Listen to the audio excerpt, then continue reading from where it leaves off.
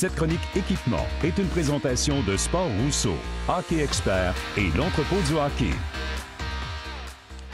Bonjour, ici Bruno Gervais et je suis tellement content d'être de retour avec l'équipe Hockey le Magazine pour des chroniques sur l'équipement de hockey. Puis qui d'autre qu'un ami à moi, quelqu'un que j'ai en haute estime, le spécialiste hockey, Éric Dupont. Salut Bruno, on est très heureux de te revoir de retour avec nous cette année. On va avoir plein de sujets super intéressants.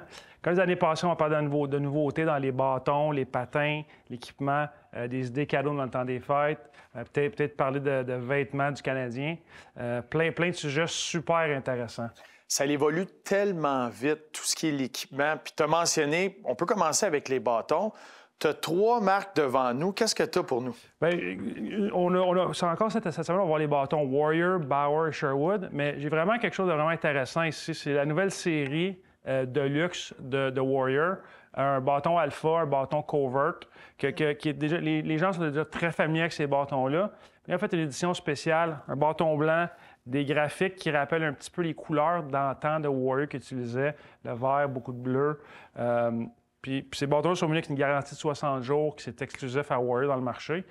Donc, c'est vraiment quelque chose à découvrir. On devrait en voir beaucoup des bâtons comme ceux-ci sur les patinoires du Québec. Oui, mais je vois ça aller. Une garantie de 60 jours, c'est pas une mauvaise chose. Je pense que les parents vont apprécier, tous ceux-là, les consommateurs vont apprécier. Ouais. Tout à fait, oui. Puis une petite mention spéciale, encore un bâton Warrior, le Covert QR6 Pro qui est disponible depuis tout près de 12 mois.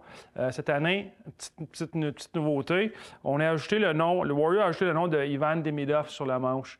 Demidov va utiliser les bâtons Warrior cette saison. Il devient un représentant de la marque. Donc, ça devrait être un bâton très populaire, considérant que Demidov, à Montréal, il est de plus en plus populaire. Puis on salue la gang de Warrior. Il y a une grosse gang ici au Québec là, pour Warrior qui innove aussi très rapidement pour tout ce qui est de l'équipement. Exact. Puis tu as aussi un retour, hein? Sherwood a fait un retour assez fort, puis on le voit de plus en plus dans le marché. Exact. Depuis 2018, depuis que la corporation Canadian Tire a acheté Sherwood, ils ont investi quand même beaucoup de dollars avec des joueurs, des développements de produits. Puis le nouveau bâton de cette année, c'est le Wrecker Morph Pro, qui est celui utilisé entre autres par Juraj Slafkovský des Canadiens, et évidemment Connor Bedard des Blackhawks, qui a vraiment aidé à propulser les bâtons Wrecker il y a 2 ans. Ça, c'est vraiment une continuité de la série. C'est un bâton qui est quand même de plus en plus populaire chez les jeunes. Avec la technologie. Là tu as une compagnie ici que ça fait longtemps qu'ils sont là, mais qui continue d'innover puis d'y aller de produits de qualité. Exact. Bauer a acquis Easton il y a peut-être 7 ou 8 ans environ. Puis avec certaines technologies que Easton utilisait, que Bauer a amené au marché, dont le Twitch Taper du Flylight, qui est c'est pas la même chose, c'est un dérivé. Les développeurs à Blainville, chez Bauer, ont travaillé là-dessus. Un bâton qui a été très, très bien reçu dans le marché, qui est probablement le lancement le plus réussi de la part de Bauer depuis très, très, très longtemps. Et puis, on en voit énormément de ces bâtons-là sur les patinoires au Québec. Wow, très intéressant. Puis, je remarque, là, parce qu'on a différentes marques, tu as mentionné le Warrior, le Sherwood, puis le Bauer. Mais c'est tout du 75 flex qu'il y a là. Est-ce qu'il y a des 100, 110, ça existe encore ou ça, c'est disparu? Surtout 100, ça n'existe plus, 110 non plus. Puis qu'est-ce qu'on voit de plus en plus, c'est que les joueurs seniors, entre autres, vont utiliser du 65, 70, 75 flex. 85 flex, qui était probablement notre flex le plus populaire il y a 5 ou 6 ans, est pratiquement disparu.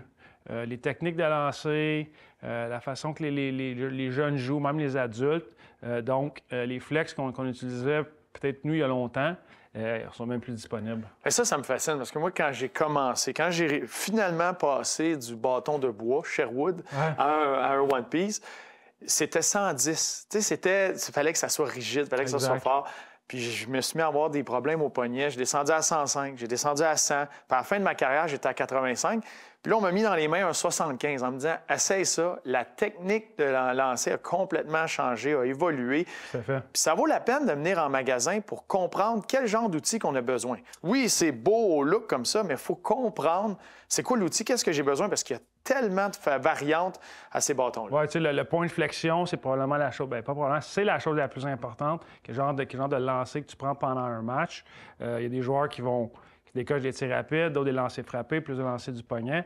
Donc, chaque bâton a vraiment une technologie différente qui fait en sorte de maximiser soit la force ou la précision de tes lancers. Bien, c'est tellement important. Ça vaut la peine de venir en magasin, de fait. l'essayer avant de choisir l'outil qu'il nous faut. C'est ce que je vais aller faire. Merci beaucoup, Éric. Merci, Bruno.